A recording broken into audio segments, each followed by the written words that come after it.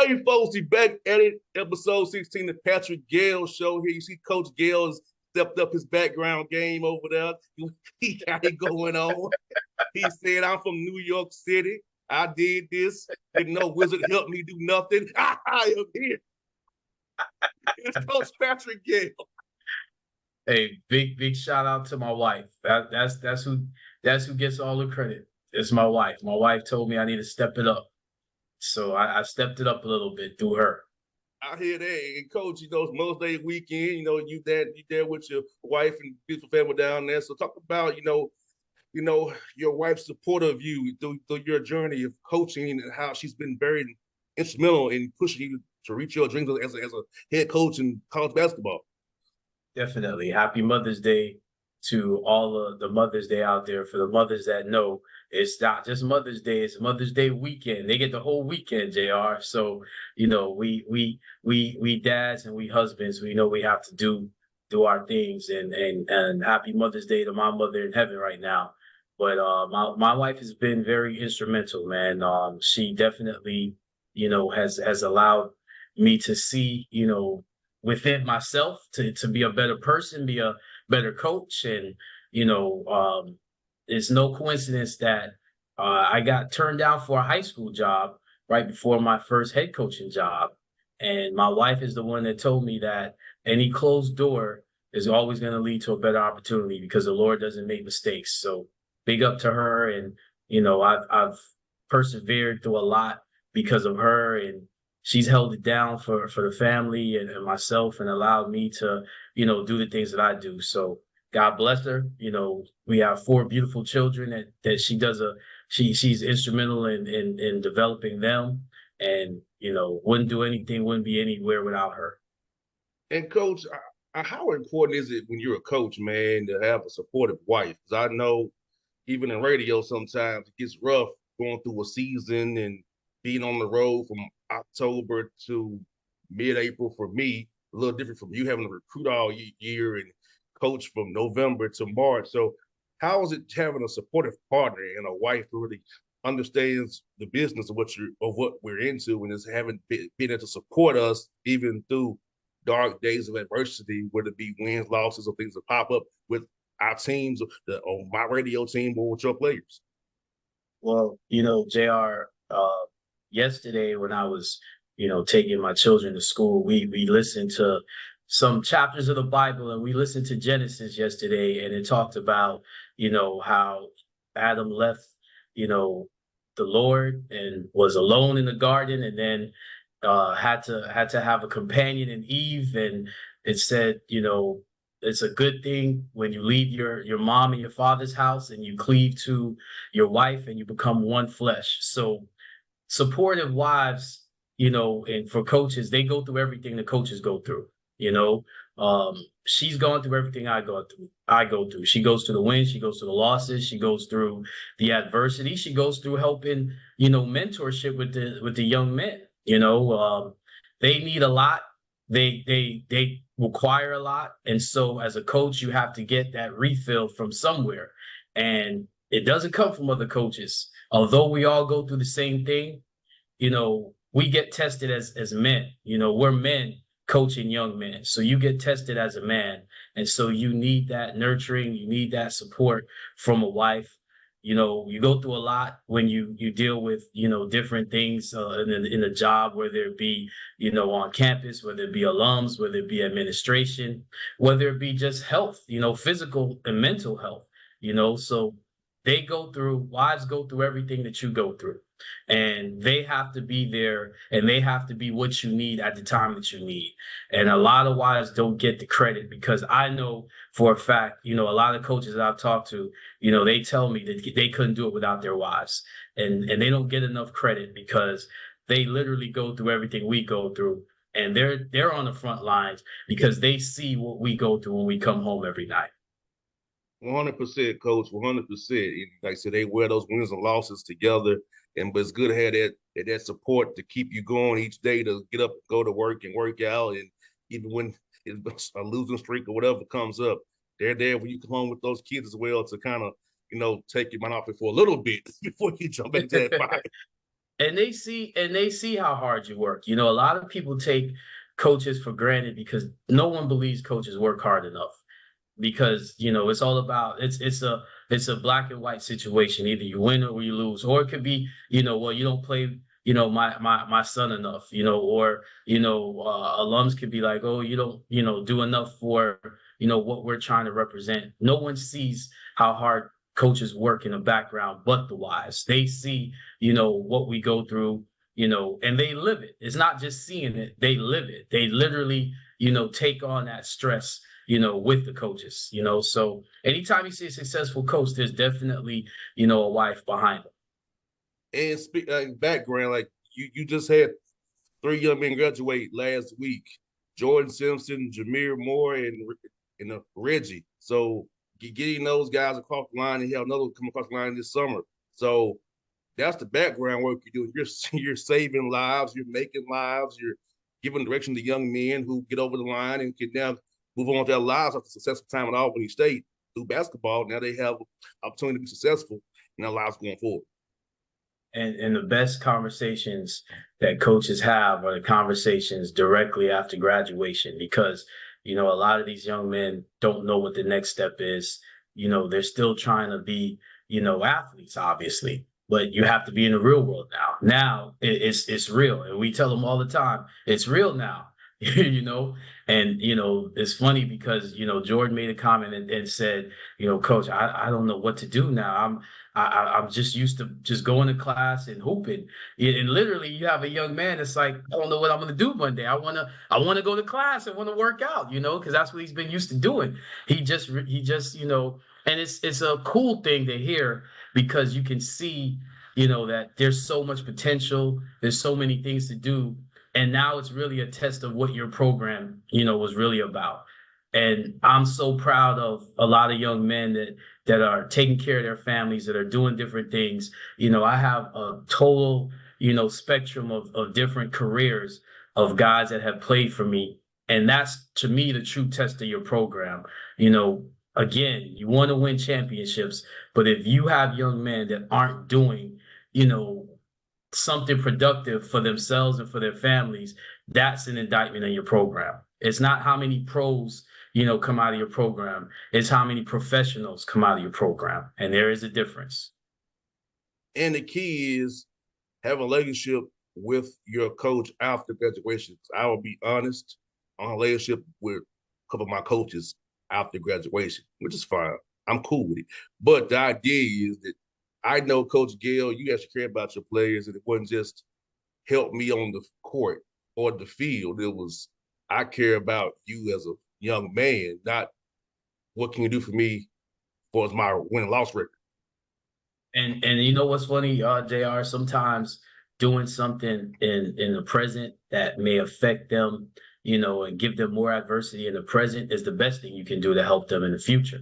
So there are a lot of players that have played for me that I've had to do things in the present where basketball was taken away. I actually had a conversation with a young man, a recruit, and I talked to him about a good friend of his that we recruited as well in the past. And that's not at our school, but we're still talking about, different players. And the thing I told him was basketball sometimes has to be taken away during the season. And you know what that means, JR? That means sometimes you may lose some games. Sometimes you may lose some seasons because of that. And I could tell the really good coaches just by observing, what do they do to make that young man mature. No one comes into a program ready for the world. No one comes into a college program out of high school ready to do whatever in the world. You see a lot of, 18-year-olds, we grew up in the 80s and 90s. So you see a lot of 18-year-olds that have gone to be professionals. Now look at what they're doing now, and they'll tell you they weren't ready, but the trials and tribulations they had to go through to get to be successful post basketball. And that's what I try to focus on. I try to focus on post their 4 years. I always say when I talk to recruits, I'm not worried about the next 4 years. I'm worried about the next 40 years. And you have to have a vision to see, through that, which means you have to get to know that player. You have to get to understand what is he when you take basketball away, or what basketball is the key. What door does it open for him and within him? And I'm proud to say, I have players that are FBI agents, that are police officers, that are managers, that are owners of small companies and small businesses, that are doing so many different things. I got a random text from a player that's running his own travel program and talked to me, ironically, about dealing with an issue with a young man. Not about basketball or recruiting, just how do I reach this young man, coach? Because this is what you used to do with me, and I'm trying to do the same thing and pay it forward. So I'm so proud of the players that have played for me and what they're doing, so much past their playing careers. 100%, coach. And also the same thing, with my dad's players, they still revered my dad and revered what he says and took his lessons to heart. And seeing that up close and personal, like how a coach can impact a young man's life. And speaking to your wife as well, she's just to share you with hundreds and thousands of young men who look up, who point to you sometimes as their father figure, because you might be the only real man they encounter, that can actually reach them. So that's also about having to share her husband with a bunch of young men for you to help mentor and mold them. Yeah, there's a lot of coaches that have wives that you could tell, they go through a lot too. Because when I talk to certain wives and I introduce myself, you can see that defense system go up because they're so used to having to put it on there, and only coaches can recognize, things like that, and you could tell that, yep. You take some lumps when your husband takes lumps. I can tell you're taking it too. You're a good supportive person. And honestly, JR, that's one of the things I talk to my players about. Who you choose as a wife. You have to be very, very discerning when you choose someone to be your wife. And I've been blessed to go to some weddings of some former players, and to say that they have listened to the lesson, and they have listened to what I'm saying. But most importantly, and I've had them tell me this, they have watched me, and my interaction with my wife. Some of my players are very close to me and close to my family, so they know my wife, and they have watched how we interact with each other and what she does, and they are now understanding what to look for in someone, to have a future and have a family with. Because you have to have that to be successful. 100%, coach. You really have to be very aware, careful, and mindful of who you're dealing with, and know their mindset, and know where they're coming from, and know if you can deal with their flaws and can they deal with your flaws? Like, it's truly, as coaches of math guy, a math equation. How you choose your partner. It's truly scenarios here. It's X plus Y equals Z here. To really decide it. Hey, JR, I tell my players all the time, you want to hang around a library, you want to hang around a law library, you want to hang around the nursing building if your school has a nursing program, or the chemistry department, the science department, math department. That's where you want to find your mate.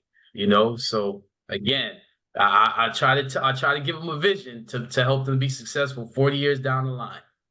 Coach, I did that, but it still failed on me, coach. well, JR, you gotta listen to the lesson, JR. Still hope for you. Still hope for you, JR. Still coach, hope for you. Coach, she was in nursing program. She was in that program. And it still will. But it was different because more to it than that. But coach, I try to use your method, coach, until she stayed. Just did that work out for me, coach? Hey, JR, hey, the one good thing about a woman and finding a good woman is if they are studying with you, and if they're studying more nights than not, that's the one you want. Because she's gonna make you do better, she's gonna make you strive for better. But also, she's there for a reason, and she wants to see you succeed. And basketball, a really good person, a really good mate is gonna, what we always say? Let her rebound for you. Get in the gym, let her rebound for you. That's the best date night for a student athlete that plays basketball at the collegiate level that wants to be a pro. Let her be your rebounder.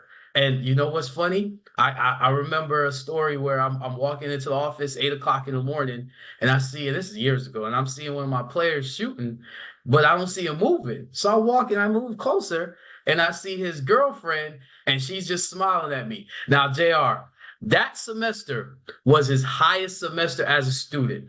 He had a 3.5 that semester. So grades came out at the end of the semester, all I did was look at him and say, "This is your girlfriend." He's like, "Yeah, you already know, coach." Yes, indeed. Yes, indeed. And coach, speaking of some still future students, hopefully you have the prospect camp coming up on May 30th here down in Albany. Talk about prospect camp is these young men get to come down and see what Albany State has to offer. Some may want to come there, some just may want to be hear from speakers like yourself and Coach White and see what college is all about. Why you being modest, JR? We got the guest speaker right here, the number one guest speaker coming to our prospect camp. But May 30th, from 6 p.m. to 8 p.m., we got our prospect camp Thursday night. This is for all the 25, 26, 27 classes. We do a prospect camp two times a year, once in May to precede the summer and the following season, and then we do it in October during homecoming. And what we'd like to have is those young men that come in May come back in October. We want to see the growth after the summer, and I'm proud to say a lot of times their recruiting takes off after attending our camp. We've had some camp alums that are Division I players right now. We've had some camp alums that are Division II players doing well. We have currently actually two players on our roster that will be that I'm sorry that we're our prospect camp alums. A lot of times, I had a parent email me a picture of me with his son. He's now in college, in junior college, looking for an opportunity. And JR, I'm just asking, if you're a college coach and you have a young man that attends your prospect camp and he emails you and asks you when are you doing workouts or whatever, and then you have another young man that has not attended your prospect camp and he's emailing you, "Hey, coach, looking for an opportunity." You want to get both on campus. So that I'm not saying that you're not going to get both on campus.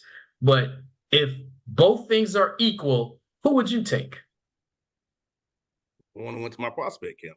There you go. And it's not because they went to your prospect camp so much as It's they've familiarity. they've already had a picture of your coaching. They've Yes. already had a picture of the campus. They've already had an idea of what you do. So in October, our student athletes, that's a team event that we do. That's a volunteer event. Every student athlete has to participate and coach, and they coach.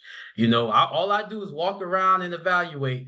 My players and my assistant coach, Coach White, they're coaching, they're evaluating, and it's funny because I have so many players come up to me, "Coach, you need to take a look at that kid right there, Coach," and they get kind of tribal because they like, he's from my high school or he's from my area. So you have the guys from Atlanta going against the guys from Albany, going against the guys from Orlando, guys from Miami. It's real fun to just see. And then when they're coaching, in the 5-on-5 games, man, they get just as competitive as when they play in practice. So it's a cool thing to see in October. But in May, we have a lot of coaches that come.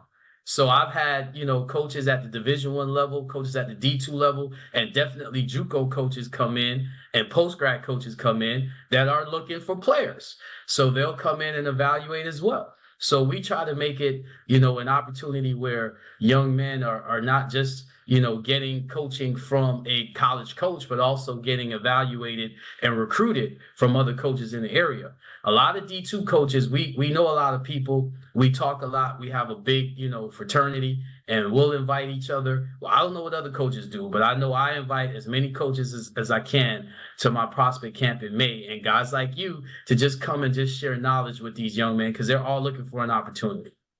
100%, coach. It's all about the work too, man. And like I said, I'll be honest, coach. I've said this on show before. I think I have.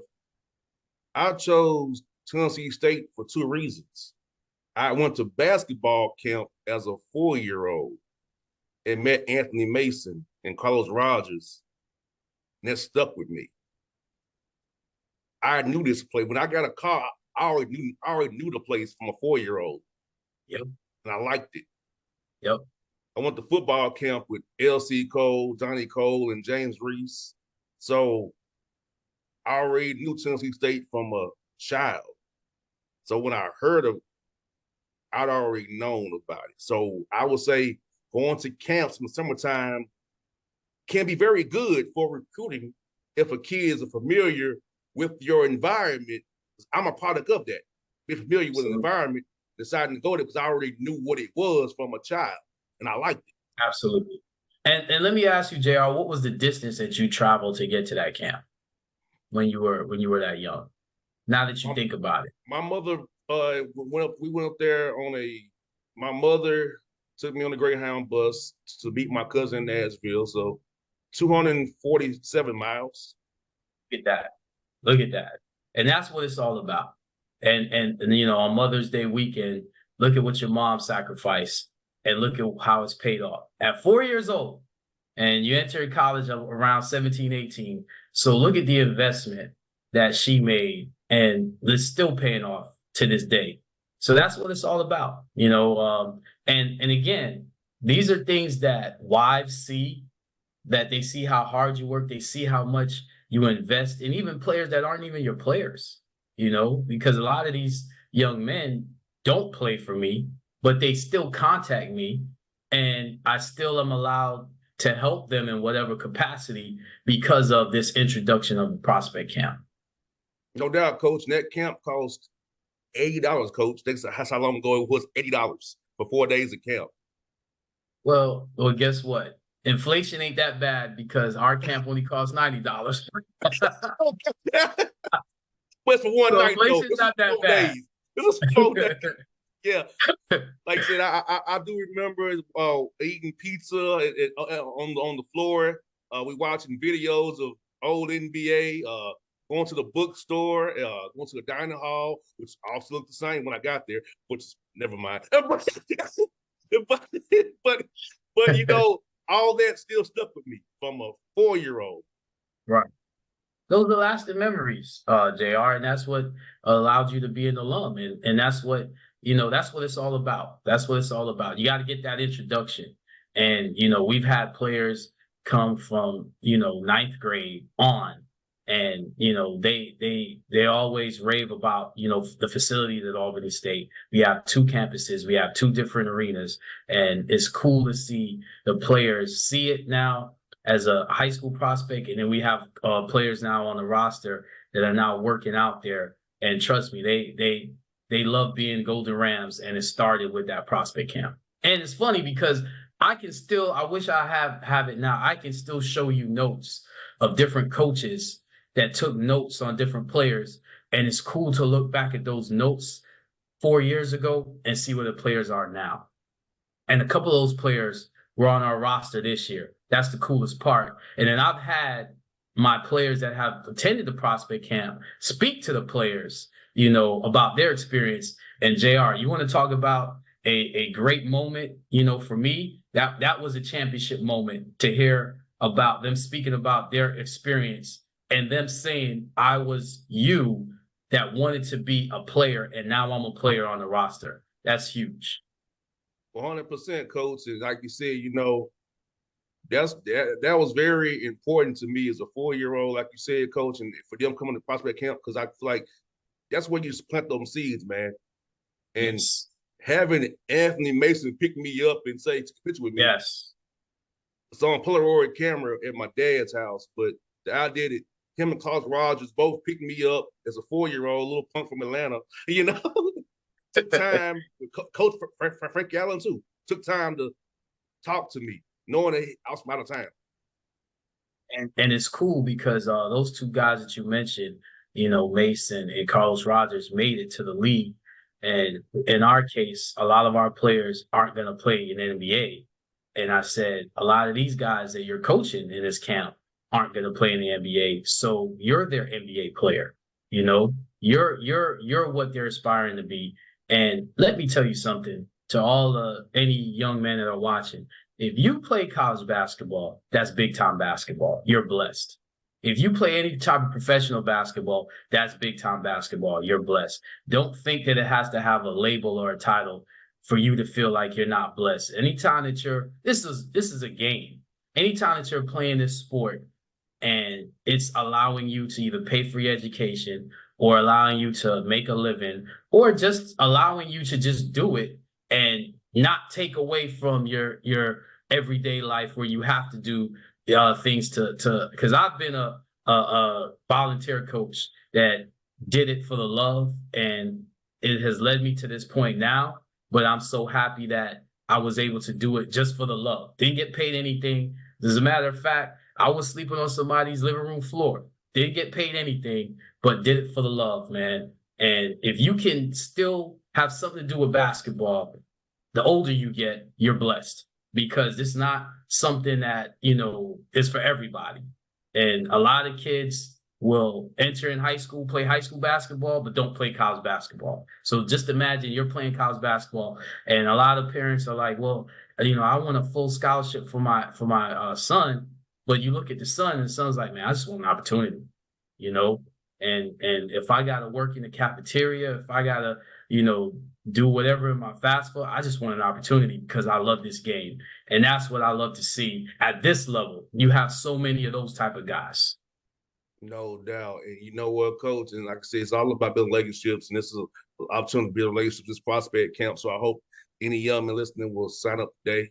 Check out the ASU Golden Rams men's basketball Twitter and Instagram account. Hit up Coach White today. Figure it out. Get on down to Albany. I'll be there. JR from the Bossman show, the fabulous and amazing JR that does so many things behind the scenes and touch so many lives behind the scenes, man. So don't sell yourself short, my man. Yeah, but see, Coach, I'm not. I ain't no wizard. I ain't trying to. I ain't trying to make myself some czar or some wizard over people. I just want to help people and do it for the love of helping people, because that's what my dad and mother want me to do. That's what the Lord want me to do. Hey, you're a child of God. You're a child of the awesome and the great Mr. McHenry, Coach McHenry, I should say. So that's good enough. So I can't wait to get there, Coach. I got it on my calendar. I cannot wait. I told everybody, do not bother me those days, because I will be in Albany, Georgia, on a different mission. Hey, and there will be some evaluations. So I'm excited to see what your notes are going to be. Yes, sir. And Coach, this is doing it on my own time, Coach. Nobody's me down there. Hey, JR, I'm gonna tell you thank you because at a small HBCU D2, sometimes it's my line. We have an opportunity to offer you. So thank you. All we can pay you is this opportunity, JR. And that's fine with me, Coach. JR, we ain't got no NIL for you. Hey, but Coach, I do have 1 year left though. I do got 1 year left, Coach. Hey, JR, just like you said, you're gonna be in the cafeteria, you're gonna be on campus. That's all we can offer you, JR. Yes, sir. I look forward to it, Coach. D2 HBCU. I just want to make that clear to everybody. We are a D2 HBCU. It's family and love and the passion that we pay people like you, JR. I appreciate it, Coach. I cannot wait to get involved in that and enjoy that. And down in the great city of Albany, Georgia, which I've been to a few times in my life, and know a little about the city. Hey, we call it the Banny. The Banny, okay. The Banny, okay. I got you, Coach. The Banny. But we're excited, man. We're excited, and hopefully we could do some things during the camp and talk to some of my young men that's going to be coming in playing for us. We actually do have a player from Atlanta that's going to be coming in working the camp as well. He was adamant, Coach, I want to work the camp this summer. So we're excited about May 30th. Yes, sir. Well, folks, we'll close right there. Episode 16, Patrick Gayle Show. We'll be back down the road. Catch us on episode 17 with Coach's new background popping like that. Hey, God bless all the mothers that are here with us and are here and are in heaven. Well said, Coach. We're out. We'll see you soon, people.